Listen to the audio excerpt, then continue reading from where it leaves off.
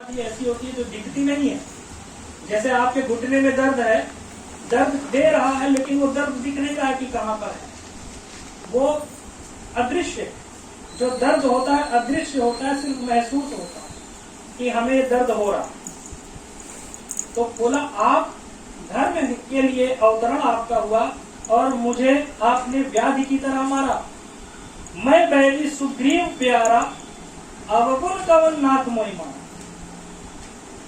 मैं आपका बैरी हो गया और सुग्रीव आपका प्यारा हो गया।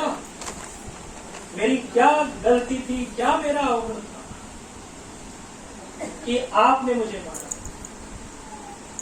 भगवान राम ने उत्तर दिया, अनुज बधु भगिनी सुत नारी सुन सठ कन्या सम ये चारी इनहि कुदृष्टि बिलो कही जोई ताहि बदे कछु पाप न। कि सुनो क्यों मारा। अनुज बधु छोटे भाई की स्त्री, भगिनी यानी बहन, अनुज बधु भगिनी सुत बेटा उसकी नारी, सुन सठ कन्या हे दुष्ट सुन, ये चारों कन्या के समान है, बेटी के समान है। इनको गलत निगाह से नहीं देखना चाहिए क्योंकि सुग्रीव की पत्नी को उसने अपने पास रख लिया।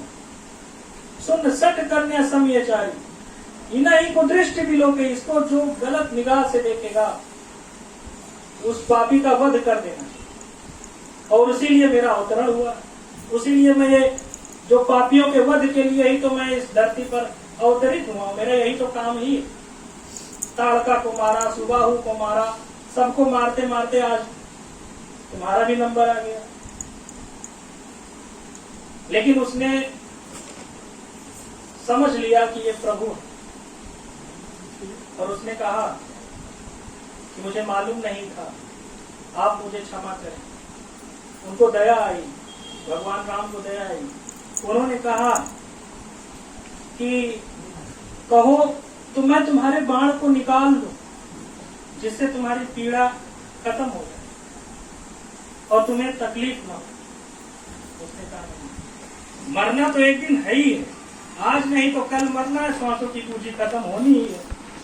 क्यों ना आज ही मर जाऊं और मरते समय अगर नाम याद आ रहा है, मुंह में अगर राम का नाम याद आ रहा है मरते समय, तो मेरा तो कल्याण हो जाएगा। क्यों ना वही मर जाऊं। जो काम 10-20 साल बाद होना है, पता नहीं उस समय पर नाम याद आए कि ना आए। जन्म जन्म मुनि जतन कराही अंत नाम कहियावत।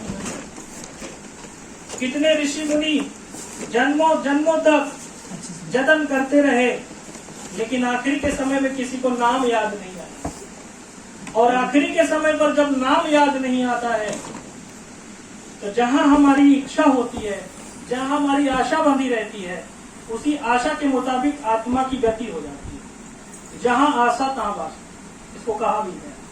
इसके लिए स्वामी जी महाराज ने कहा, जय गुरुदेव नाम लोगे तो मैं मिलूंगा। तो प्रेमी भाई बहनों, नाम का सुमिरन अगर हम आप निरंतर करते रहें तो सारी दुख तकलीफें जितनी भी हम लोगों को घेर रखे हैं, ये दुख तकलीफें धीरे धीरे हमारी आपकी जाने लगेगी।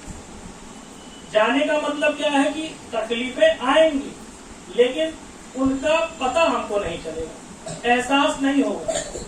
कुछ लोग ऐसे होते हैं कि तकलीफें थोड़ी सी भी आती हैं लेकिन इतना चिल्लाने लगते हैं, इतना दुनिया के लोगों को जा जा करके गाने लगते हैं, तकलीफ मुझे तकलीफ आ गई, मुझे ये हो गया, मुझे वो हो गया। लेकिन जो प्रेमी होता है, जो गुरु भक्त होता है, उन तकलीफों को बर्दाश्त कर लेता है और उसको गुरु की मौज समझ लेता है कि गुरु की कोई मौज होगी।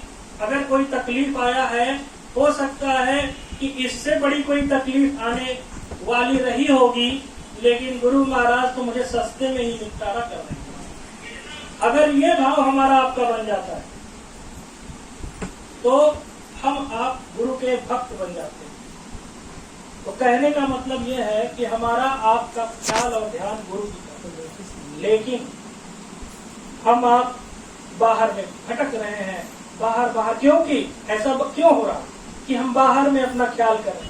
क्योंकि जन्म जन्म से बाहर ही देखने की आदत सी पड़ गई है, अंदर जाने की आदत किसी ने डाली नहीं। अब ये न जाने कितने वर्षों बाद हमको ये मनुष्य शरीर मिला और गुरु महाराज मिल गए, तो उन्होंने अंदर जाने की प्रेरणा दिया। बाहर में आप 4 घंटे बैठे रहो और बातें करते रहो, गप्पे उड़ाते रहो, 4 घंटे कब बीत जाएंगे पता नहीं चलेगा। लेकिन मोबाइल में आधे घंटे का अलार्म लगा करके ध्यान करने बैठ जाओ तो आधे घंटे में ऊबन सी आने लगती है, आदमी एकदम हार जाता है। क्योंकि अंदर, जब अंदर की ओर मन धंसता है तो मन को तकलीफ होना शुरू हो जाती है। मन को बाहर बाहर घूमने की आदत है और जैसे ही वो बाहर घूमता है उसको राहत मिल जाती है। लेकिन उसकी जो ये बाहर की राहत है वो परमानेंट राहत नहीं है, वो टेम्पररी है।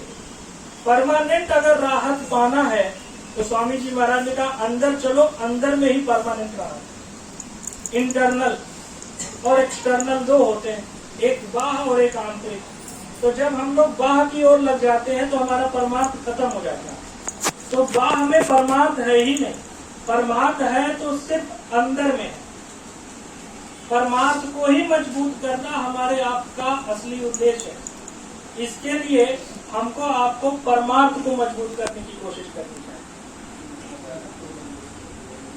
एक बार एक राजा था, उस राजा के 3 प्रश्न कि परमात्मा एक है कि अनेक है। पहला प्रश्न, परमात्मा एक है